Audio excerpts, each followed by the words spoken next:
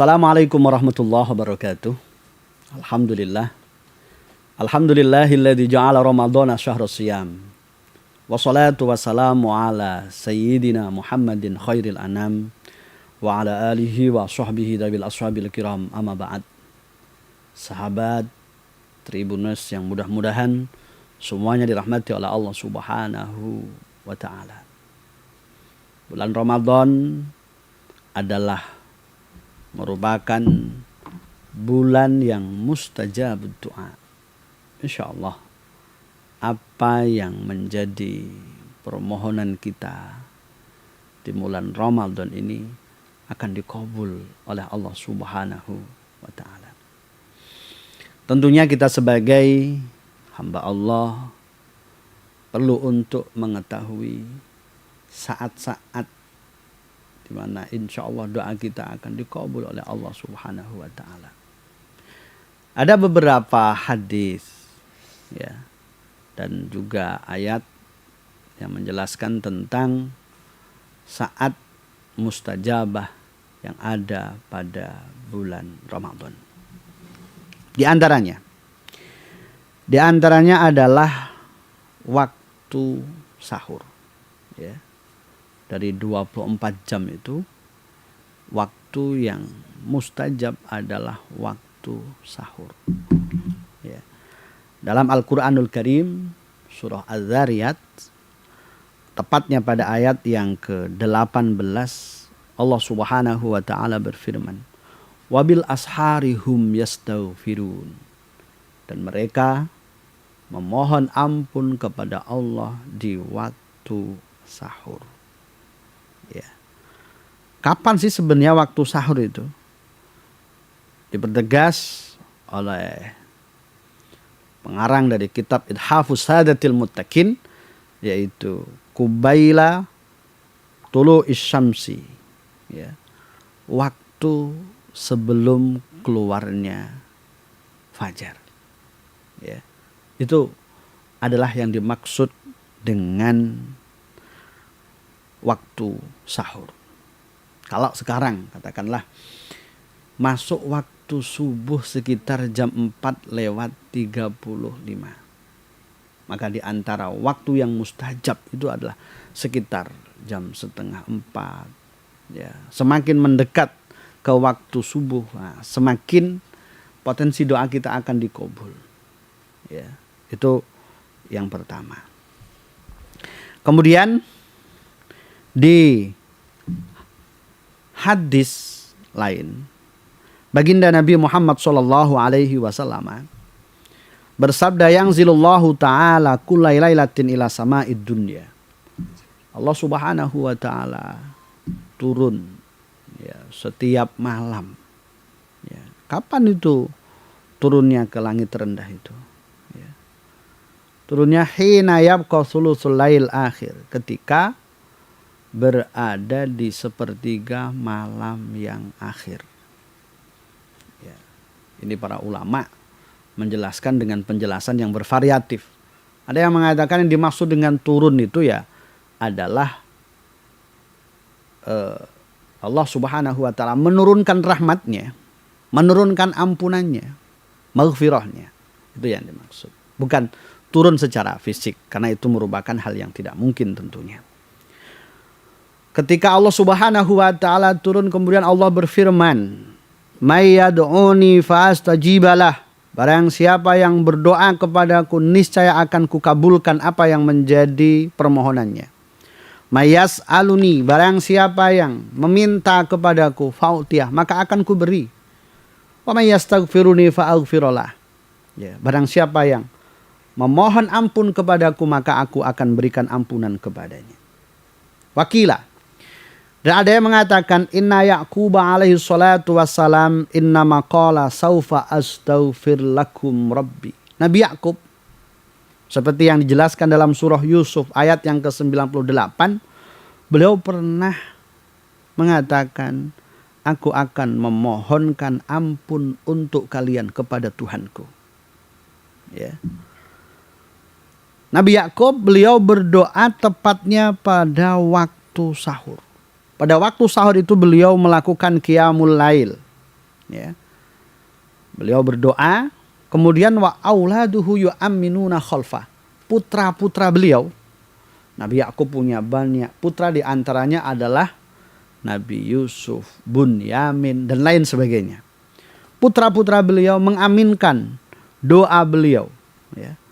Setelah itu fa'auhallahu ta'ala. Allah subhanahu wa ta'ala kemudian menurunkan wahyu. Ya. Dalam wahyu itu Allah subhanahu wa ta'ala menegaskan anni qad ghafartu lahum wa ja'altuhum anbiya. Sungguh aku telah memberikan ampunan kepada mereka. Kepada putra-putra Nabi Yakub yang dulu pernah mencelakai Nabi Yusuf. Allah telah memberikan ampunan kepada mereka. Dan yang menarik adalah wa ja'altuhum anbiya. Ku jadikan mereka, ya, dari mereka itu ada yang nanti jadi nabi. Siapa di antaranya? Nabi Yusuf. Ya. Lalu kemudian nabi-nabi di generasi setelahnya itu, ya, tidak lain dan tidak bukan adalah keturunan daripada Nabi Yakub, yang istilah dalam Al-Quran disebut sebagai Bani Israel. Ya, dari sekian nabi, yang paling banyak adalah nabinya Bani Israel. Ya, keturunan Nabi Yakub bin Nabi Ishak bin Nabi Ibrahim. Kecuali nabi kita, kan nabi kita sebenarnya dari jalur, ya, Nabi Muhammad itu dari jalur Nabi Ismail alaihi salatu wassalam, bukan dari Nabi Yakub. Kemudian hadis yang kedua terkait dengan agar doa kita itu dikabul oleh Allah subhanahu wa ta'ala. Disebutkan bahwa Rasulullah SAW bersabda, as-saim, ya, la turaddu da'wah. As-saim la turaddu da'watuh. Orang puasa itu tidak ditolak doanya. Ya.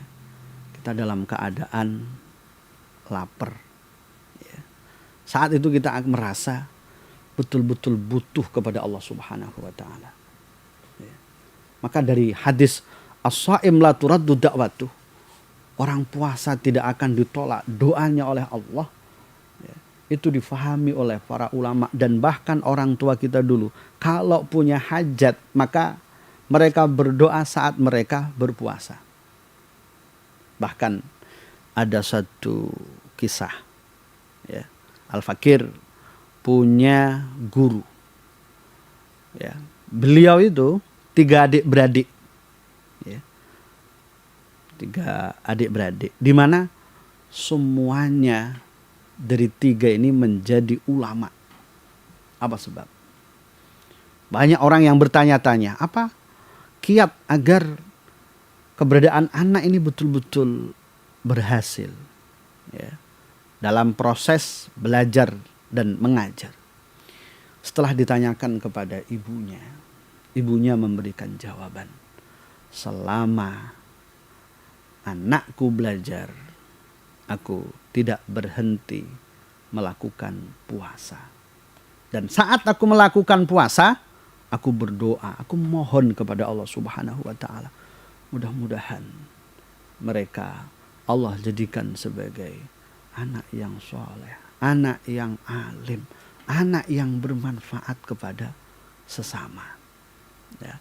Dan di antara nikmat terbesar yang Allah berikan kepada hambanya adalah ketika dia punya anak yang soleh ataupun solehah. Satu makalah mengatakan, ni'amullahi li'ibadihi lakatsiratun wa ajalluha auladun nujaba. Nikmat-nikmat yang telah Allah berikan kepada hambanya amat sangat melimpah. Namun nikmat terbesar yang Allah berikan setelah iman dan Islam adalah nikmat berupa anak yang cerdas, ya, anak yang sukses. Sukses dari sisi akhirat, apalagi sukses dari dunia.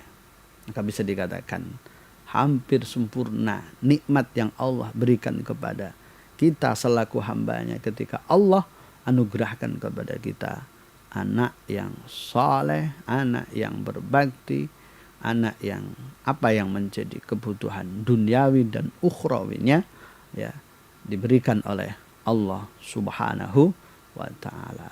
Sahabat Tribuners yang mudah-mudahan dirahmati oleh Allah, itulah terkait dengan doa yang mustajabah ketika di bulan Ramadan.